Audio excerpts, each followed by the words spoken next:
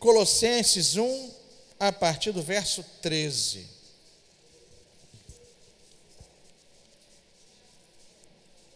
Capítulo 1, a partir do verso 13.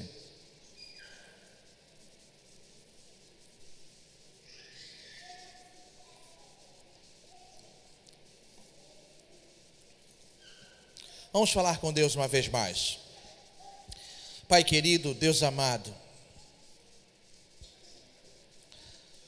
revela, Senhor, o teu querer a nós, pela ação do teu Santo Espírito, lança a luz sobre a tua palavra, mas também ilumina a nossa mente e o nosso coração, para que nós, Senhor Deus, não só entendamos a tua palavra, mas que venhamos a acolher em nosso coração, e que não sejamos somente entendedores da palavra, mas praticantes da tua vontade.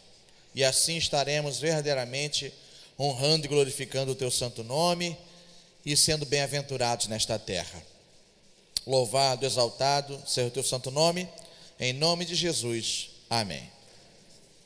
Colossenses 1, a partir do verso 13, o título que está aí na sua Bíblia: a excelência da pessoa e da obra de Cristo. Diz assim o texto sagrado: Ele nos libertou do império das trevas e nos transportou para o reino do Filho do seu amor, no qual temos a redenção, a remissão dos pecados. Este é a imagem do Deus invisível, o primogênito de toda a criação, pois nele foram criadas todas as coisas, nos céus e sobre a terra, as visíveis e as invisíveis, sejam tronos, sejam soberanias, quer principados, quer potestades, tudo foi criado por meio dele e para ele. Ele é antes de todas as coisas, nele tudo subsiste. Ele é a cabeça do corpo da igreja. Ele é o princípio, o primogênito de entre os mortos, para em todas as coisas ter a primazia. Porque aprove a Deus que nele residisse toda a plenitude, e que, havendo feito a paz pelo sangue da sua cruz, por meio dele reconciliasse consigo mesmo todas as coisas, quer sobre a terra, quer nos céus. A gente pode parar por aí, graças a Deus pela leitura da sua palavra. Nós temos sempre nossos textos preferidos, textos prediletos. É lógico que toda a Bíblia, como o reverendo Rome acabou de falar aqui agora, toda ela é a palavra de Deus, Antigo e Novo Testamentos. É a vontade de Deus expressa através da ação de homens que foram inspirados pelo Espírito Santo. Mas nós temos sempre aqueles textos ou versículos ou partes e trechos da Bíblia que falam mais profundo ao nosso coração, que nos animam em dias difíceis, que fazem os nossos olhos e o nosso coração bater mais forte diante de determinadas situações. Não é bom quando a gente às vezes está numa dificuldade e de repente, em meio àquela dificuldade, você se depara com um determinado texto que muda o seu dia, ou pelo menos que muda a sua atitude naquele momento. E naquele momento você é abençoado, naquele momento Deus fala com você, naquele momento você, obrigado, quero mais efeitos desses. E você vai e se anima, e como eu havia dito, muda a disposição. Esse texto que nós lemos, eu gostaria que nós tivemos uma atenção maior ao versículo de número 20. Ela pode ser considerada também uma das passagens bíblicas mais animadoras, das quais nós poderíamos nos lembrar e nos lembrar agora. Essa é uma passagem a qual nós devemos também nos agarrar firmemente. Seria uma passagem que deveríamos repetir, decorar na mente e guardar no íntimo do nosso coração. Versículo 20: e que, havendo feito a paz pelo sangue da sua cruz, por meio dele reconciliasse consigo mesmo todas as coisas, quer sobre a terra, quer nos céus. Paulo aqui, escrevendo aos Colossenses, fala sobre a pessoa de Cristo, fala sobre a sua obra, fala que nós fomos libertos do império das trevas e fomos transportados para o reino do Filho do seu amor, que nós recebemos a redenção, o perdão, e é um texto que vai nos fazer lembrar até do início do Evangelho de João, que vai dizer que ele é antes também de todas as coisas, que nele todas as coisas foram criadas, passaram a existir, Jesus Cristo. Mas no versículo 20, vai ficar claro que esta obra, Deus estava reconciliando consigo mesmo todas as coisas, quer sobre a terra, quer nos céus. E na nova tradução da linguagem de hoje, que é uma das muitas traduções que a gente tem da Bíblia,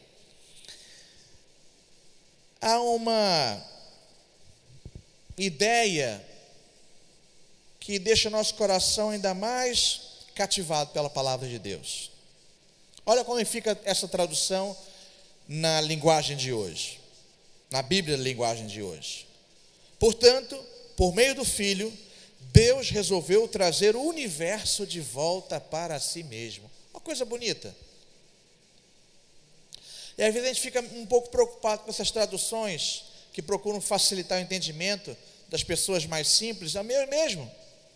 Às vezes eu vou fazer uma minha devocional particular, eu sempre, dentro do possível, uso mais de uma Bíblia em outras traduções, para que a gente possa ter uma profundidade maior do texto.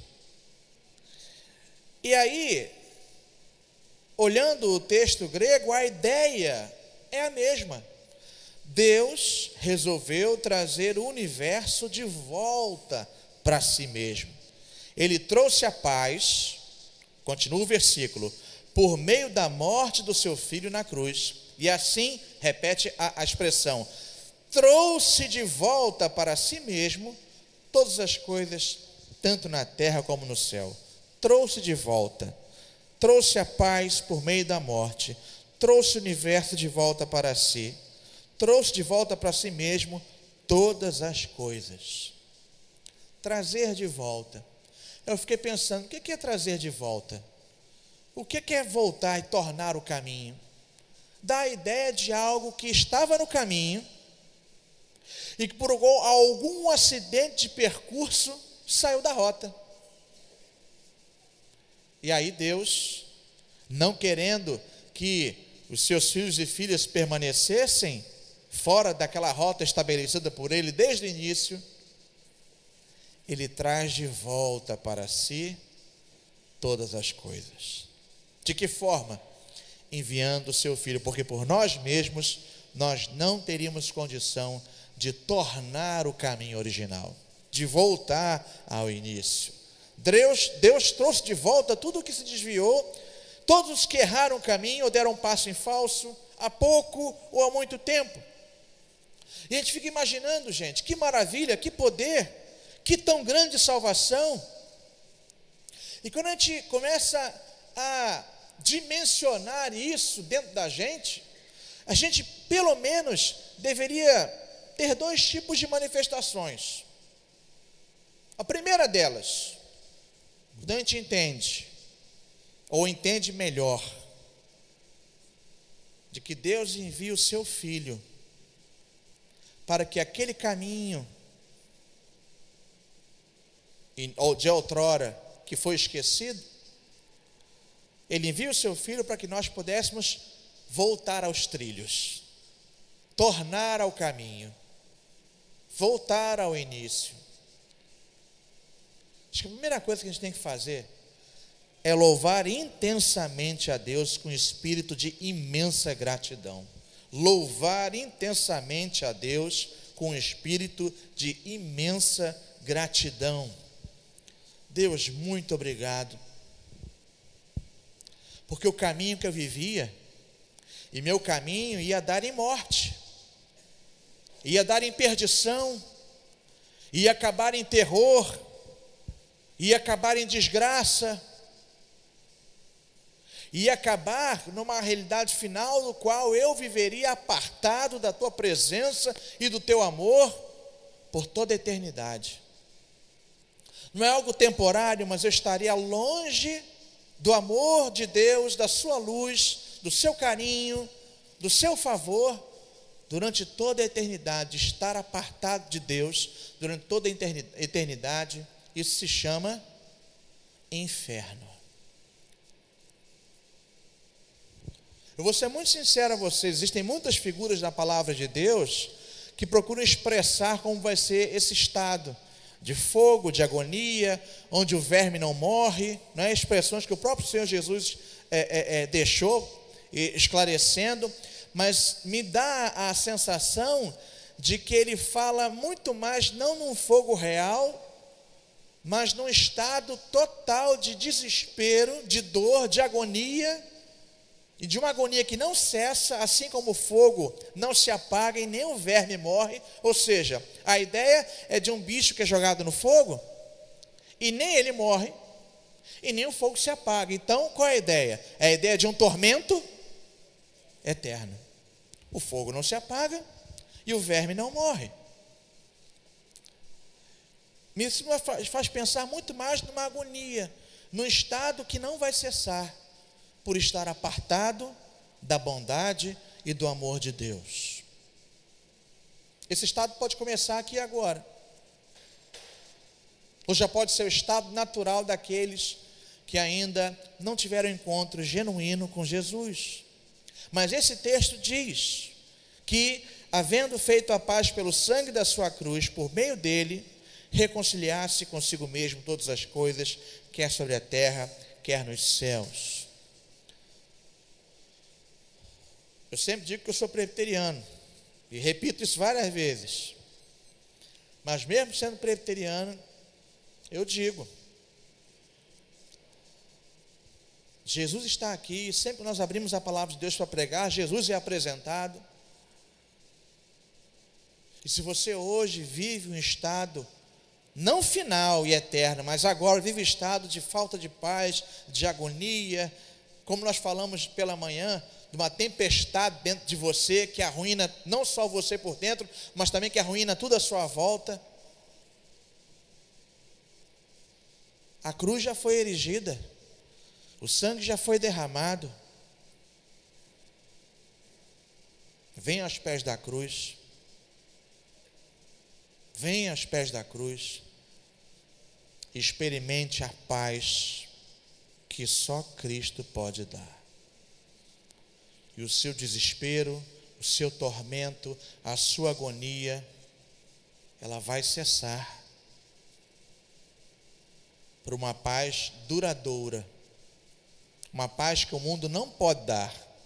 A paz que o mundo dá é a paz quando tudo vai bem, quando todas as coisas estão correndo bem, quando eu tenho saúde, quando os meus negócios vão bem, quando eu tenho sossego na minha casa.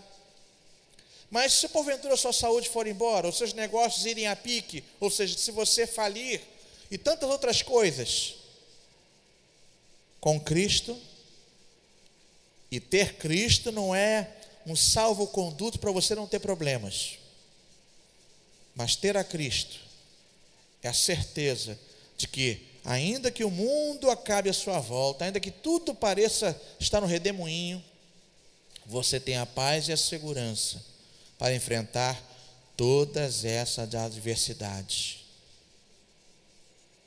Por isso, que quando a gente entende essa mensagem, a nossa vida tem que ser uma vida de louvor, de gratidão. A gratidão nos torna mais cônscios do poder, da misericórdia, do amor de Deus.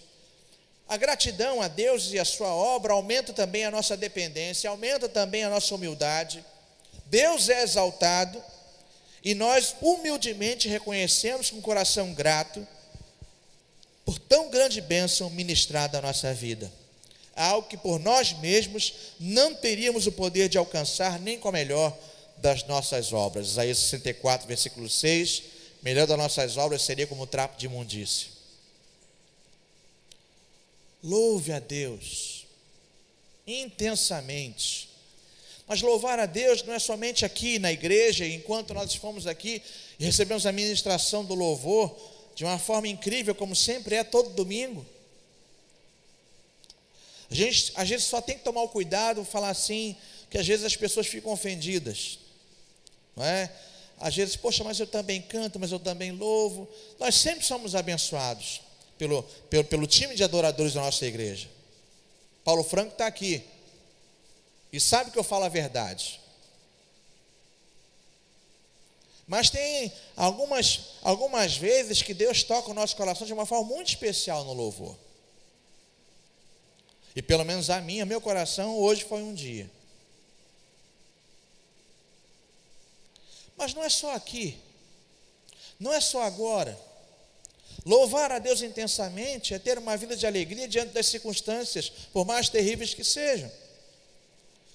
Se nós entendemos a profundidade dessa mensagem e dessa verdade que nos é apresentada,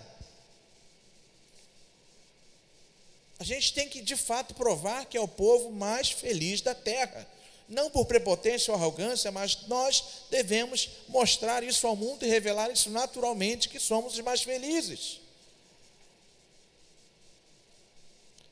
No primeiro século, todos os que sofreram martírio por causa do amor a Jesus, por causa de terem experimentado essa conversão em suas vidas, e que morriam e que eram queimados, crucificados, jogados às feras, em louvor, e louvavam durante a execução, só poderiam fazer porque de fato entenderam a gama dessa informação e eram fortalecidos pelo Espírito Santo.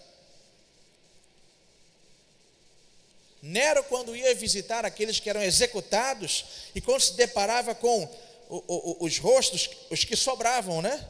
Que muitas das vezes eram devorados, desfigurados pelos leões, mas ele ia, após as execuções, e após toda aquela gente que servia de espetáculo ao mundo, e ele ia verificar, ele não encontrava, entre aqueles que ali se encontravam mortos, nenhuma expressão de terror.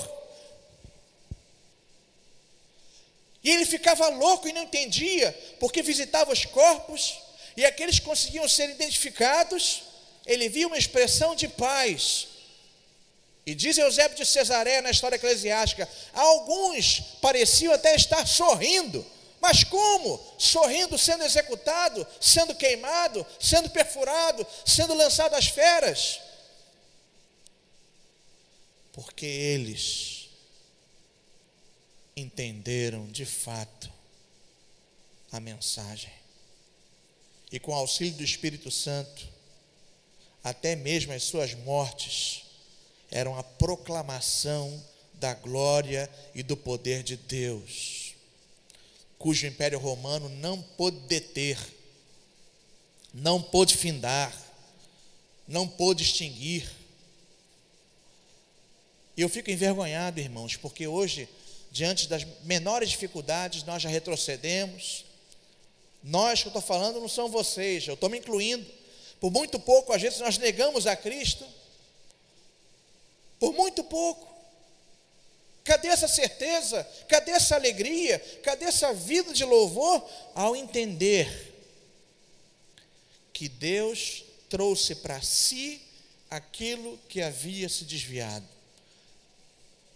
e que havia tomado uma rota de morte, mas que agora caminha em novidade de vida.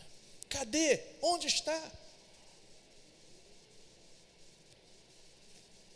Que a nossa vida seja uma vida de louvor intenso, num espírito de imensa gratidão. Essa palavra não é para vocês só, é para mim. Se alguém sente o coração pesado aqui, o meu coração pesou primeiro. Porque eu tenho de manifestar uma vida de gratidão, de louvor a Deus. Segundo lugar, e lembrando, e usando essa expressão que Deus trouxe para si, ou que Deus fez voltar para si tudo o que havia se perdido, resolveu trazer de volta para si mesmo todas as coisas, quer nos céus, quer na terra. Será que isso também não é um convite diário para que nós, ao longo do percurso, voltemos para algumas coisas que deixamos para trás ao longo da caminhada? Será? Será que nós não devemos voltar, movidos pela fé, a um determinado ponto que talvez tenha ficado para trás, algum ponto que nós tenhamos esquecido, abandonado? Quando eu falo de volta, eu me lembro de ter lido, viu gente? De quando Abraão ele, por onde ele ia edificando altares de gratidão. Edificava um altar, agradecia, sacrificava, louvava a Deus. Ia mais adiante, agradecia a Deus por mais um percurso vencido, levantava o altar, agradecia. E numa dessas indas e vindas, ele vai contar uma meia mentira, de que Sara não era a sua, Sarai não era a sua esposa, mas era a sua irmã. E aí, quando se descobre, porque o rei vai dizer: por que se fizeste isto comigo? Trazendo maldição sobre mim? Ah, porque eu tive medo. E aí eu disse que era minha irmã para que vocês já vissem e não me executassem. Vocês conhecem a história. Acho que a maioria que já leu essa história. Depois dessa mancada, o texto diz que ele volta a Betel, a um dos altares que ele havia edificado, e louva ao Senhor. Tem hora que a gente tem que fazer isso. Tem hora que a gente tem que voltar a um determinado ponto, renovarmos a aliança com Deus, renovarmos os nossos votos com Deus, e uma vez mais fortalecidos, seguir adiante. Qual a volta?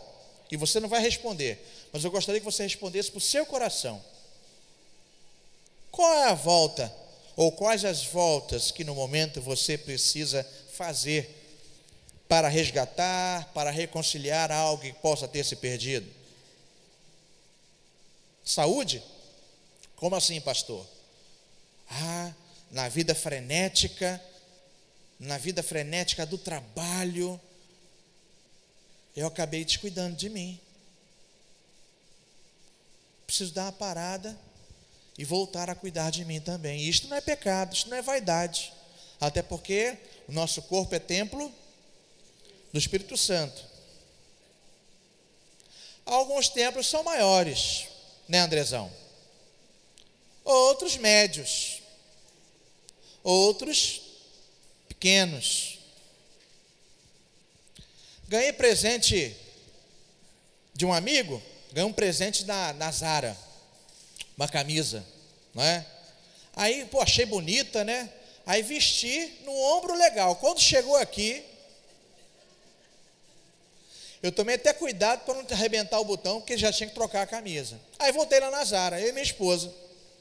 E vai os tamanhos, e vai aumentando, e o ombro daqui a pouco já estava aqui embaixo. Mas aqui,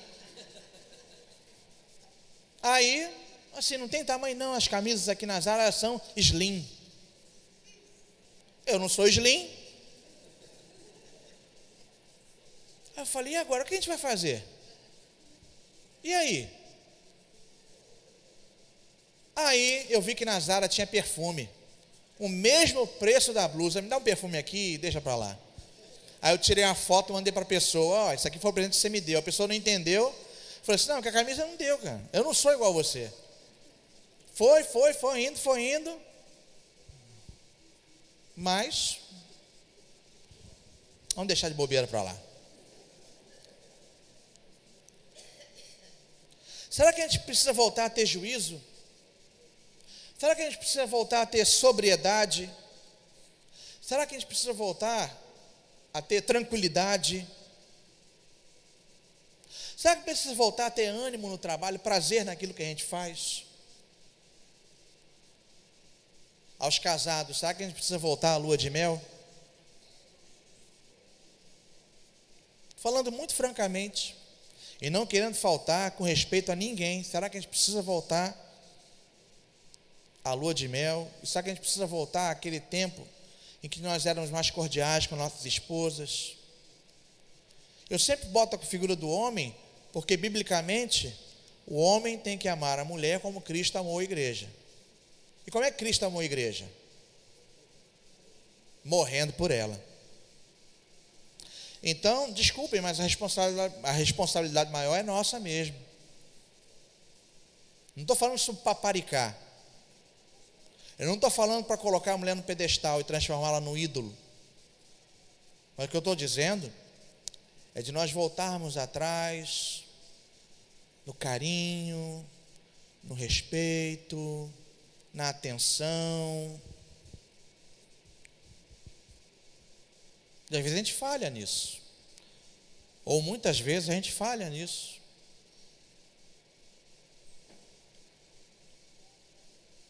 Será que a gente precisa voltar ao lar? Mas eu volto todos os dias depois do trabalho. Mas eu estou falando de uma volta mais volta. De que o lar seja de fato o lar. Será que a gente precisa voltar à ortodoxia? E aí eu faço a pergunta ao Homer, reverendo Homer. Será que a gente precisa voltar à boa ortodoxia? Num tempo onde a palavra continua sendo alvo de teologias de cunho liberal? Pergunta ao Homer, pergunta ao Moisés, que é pastor também, que está com a gente, cada vez mais com a gente.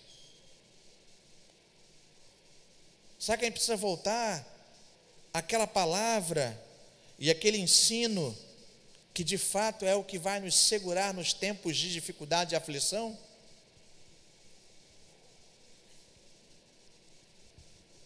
Será que a gente precisa voltar à fé, à igreja ou até ao próprio Deus? Será que hoje é dia de, como Abraão, você lembrar de onde precisa voltar, volta, e espiritualmente se edifica um altar a Deus e, como disse pela manhã, renova a sua aliança com Ele? Será que não é tempo de fazer isso hoje? Onde foi que você se perdeu? Onde foi que você caiu? Onde você deixou o seu primeiro amor? Não estou falando da namorada lá, para aqueles que são mais precoces, da namorada lá da classe de alfabetização, não. Né? E aí, para mim, é um problema. Que sempre tem aquelas histórias de namoradinho, né? Minha netinha agora diz que tem namorado. Cadê o cabra? Traz ele aí. De 7 a 6 anos também, né? Mas traz o cabra aí para eu conhecer. O meu problema, eu tinha um problema muito sério. Muito sério. Muito grave. O meu problema é que eu acho que sempre existe aqueles namoricos de criança, não é? Acho que todo mundo já passou por isso. Mas o meu problema é que desde pequeno eu gostava mesmo era da professora.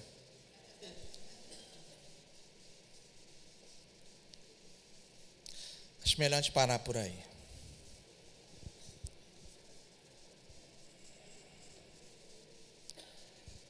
Paremos. O apóstolo João, movido pelo Espírito Santo de Deus, ele escreve à igreja de Éfeso, Apocalipse capítulo 2, 5, e diz o seguinte: lembra-te, pois, quem lembra? De onde caíste? Arrependa-te e volta. Torna a prática das primeiras obras. Deus trouxe para si o universo, fez voltar para si. Abraão volta. Quem sabe hoje você não está desanimado por alguma coisa?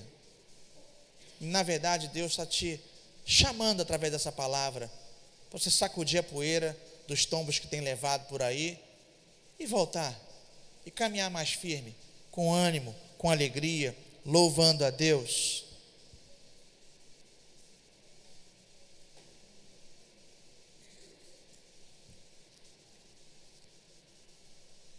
Que Deus te abençoe, meu irmão. Deus abençoe minha irmã. E que sempre, quando for necessário, nós teremos a coragem de confessar, de nos arrependermos e de voltarmos para aquele que fez o universo, voltar para Ele mesmo. Que o Senhor muito te abençoe, meu irmão. Muito abençoe você, minha irmã. Muito mesmo. O meu desejo é que você tenha uma semana muito feliz, muito produtiva, com desafios a serem vencidos, mas vencidos com alegria e com o louvor daquele que sabe que pode voltar para a casa do Pai. e que se voltar sinceramente, sabe, vai encontrar um pai de braços abertos, pronto, como na parábola, pronto para mudar as suas vestes, pronto para colocar a sandália nos seus pés, pronto para colocar um anel, matar um cordeiro e festejar. Esse é o nosso Deus, o Deus a quem servimos, o Deus que não mediu esforços para trazer o universo de volta para si mesmo. Louvado seja o nome do Senhor, em nome de Jesus. Amém.